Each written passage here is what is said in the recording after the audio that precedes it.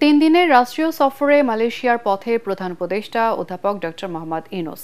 এর আগে দুপুর 2টায় হযরত শাহজালাল আন্তর্জাতিক বিমানবন্দর থেকে বিমান বাংলাদেশ এয়ারলাইন্সের একটি ফ্লাইটে তিনি রওনা হন। তার এই সফরে মালয়েশিয়া সরকারের সাথে 5টির মতো সমঝোতা স্মারক সই হতে পারে। আগামীকাল পুত্রজায়ায় মালয়েশিয়ার প্রধানমন্ত্রীর সঙ্গে দ্বিপাক্ষিক বৈঠক করবেন প্রধান উপদেষ্টা। আলোচনায় রোহিঙ্গা প্রত্যাবাসন, শ্রমবাজার সম্প্রসারণ, গভীর সমুদ্রের সঠিক ব্যবহার, কৃষি ও দ্বিপাক্ষিক বাণিজ্য জোরদারের বিষয়গুলো গুরুত্ব পাবে বলে আশা করা হচ্ছে। রোহিঙ্গা প্রত্যাবাসনে মালয়েশিয়া এবং আসিয়ানভুক্ত দেশগুলোকে আরও সক্রিয় ভূমিকা নেয়ার আহ্বান জানাবেন প্রধান উপদেষ্টা। সফরকালে মালয়েশিয়ার সাবেক প্রধানমন্ত্রী মাহাথির মোহাম্মদের সঙ্গেও তার সাক্ষাতের কথা রয়েছে।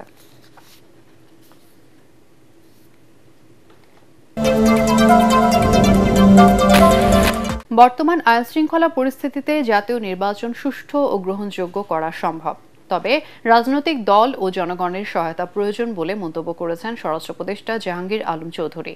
তিনি বলেন, আইন শৃঙ্খলা নিয়ন্ত্রণে মাঠে থাকবে ৮০,০০০ সেনা সদস্য সহ নৌবাহিনী, বিজিবি, র্যাব ও পুলিশ। কেরানীগঞ্জে তেঘুরিয়া উচ্চ বিদ্যালয় ভোটকেন্দ্র পরিদর্শন শেষে সাংবাদিকদের প্রশ্নের জবাবে উপদেষ্টা বলেন, বডি ক্যামেরার মাধ্যমে কেন্দ্রীয়ভাবে নির্বাচন পর্যবেক্ষণ করে তাৎক্ষণিক ব্যবস্থা নেওয়া হবে।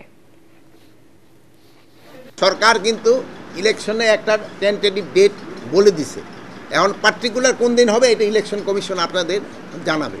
যেখানে প্রধান উপদেষ্টা বলে দিছে, আপনারা কার কথা আপনারা আশ্বস্ত হবেন?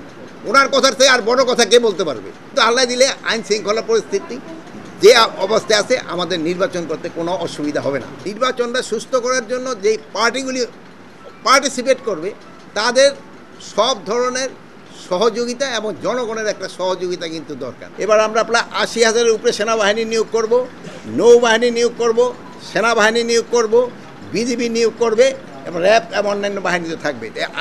আইন শৃঙ্খলা বাহিনী পর্যাপ্ত পরিমাণ থাকবে। গণপ্রতিনিধিত্ব আদেশ আরপিও সংস্কারের একগুচ্ছ সুপারিশ চূড়ান্ত করতে বৈঠক করছে নির্বাচন কমিশন। নির্বাচন ভবনে সকাল 11টায় প্রধান নির্বাচন কমিশনার এএমএম নাসির উদ্দিনের সভাপতিত্বে এই সভা শুরু হয়েছে, চলবে সন্ধ্যা 6টা পর্যন্ত। এতে 4 নির্বাচন কমিশনার আব্দুর রহমান এল মাসুদ, তাহমিদা আহমেদ, আনোয়ারুল ইসলাম সরকার, আবুল ফজল মোহাম্মদ সানাউল্লাহ এবং ইসি সচিব আক্তার আহমেদ সহ সংশ্লিষ্ট কর্মকর্তারা উপস্থিত রয়েছেন। এর আগে বৃহস্পতিবার দিনভর আলোচনা হয়। সেই দিন কয়েকটি বিষয়ে সিদ্ধান্ত হলেও আরপিও নিয়ে এগোতে পারেনি।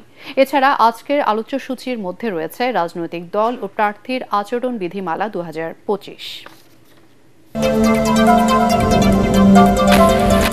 রাজধানীর পল্লবীতে 2014 সালে পুলিশ হেফাজতে গাড়ি চালক ইশতিয়াক হোসেন জনির মৃত্যুর ঘটনায় ওই থানার সাবেক এসআই জাহিদুর রহমানের যাবজ্জীবন কারাদণ্ড বহাল রেখেছেন হাইকোর্ট। অন্য 2 আসামি এএসআই রাশেদুল হাসানের যাবজ্জীবন কারাদণ্ড কমিয়ে 10 বছরের সাজা এবং পুলিশের সোর্স রাসেলকে খালাস দিয়েছেন উচ্চ আদালত। দুপুরে বিচারিক আদালতের রায়ের বিরুদ্ধে আসামিদের করা আপিলের শুনানি শেষে বিচারপতি এস.এম. কুদ্দুস জামান এবং বিচারপতি এ.কে.এম. রবিউল হাসানের দ্বৈত বেঞ্চ এই রায় দেন। 2014 সালের 8 ফেব্রুয়ারি পল্লবীতে একটি গায়ে হলুদের অনুষ্ঠানকে ঘিরে জনি এবং তার ভাই ইমতিয়াজকে থানায় ধরে নিয়ে নির্যাতন করে আসামিরা। পরে ঢাকা মেডিকেল কলেজ হাসপাতালে চিকিৎসাধীন অবস্থায় জনির মৃত্যু হয়। এই ঘটনায় জনির ভাই ইমতিয়াজ হোসেন ওই বছরের 7 আগস্ট মামলা করেন। 2020 সালের 9 সেপ্টেম্বর রায় দেন ঢাকার মহানগর দায়রা জজ। রায়ে পল্লবী থানার তখনকার এসআই জাহিদুর রহমান এবং এএসআই রাশেদুল হাসান এবং কামরুজ্জামানকে যাবজ্জীবন কারাদণ্ড দেন। অপর 2 আসামি পুলিশের সোর্স সুমন ও রাসেলকে 7 বছর করে কারাদণ্ড দেন বিচারিক আদালত। দণ্ডিত 5 আসামির মধ্যে এএসআই কামরুজ্জামান শুরু থেকে পলাতক, আর সুমন সাজা ভোগ করে বেরিয়ে গেছেন।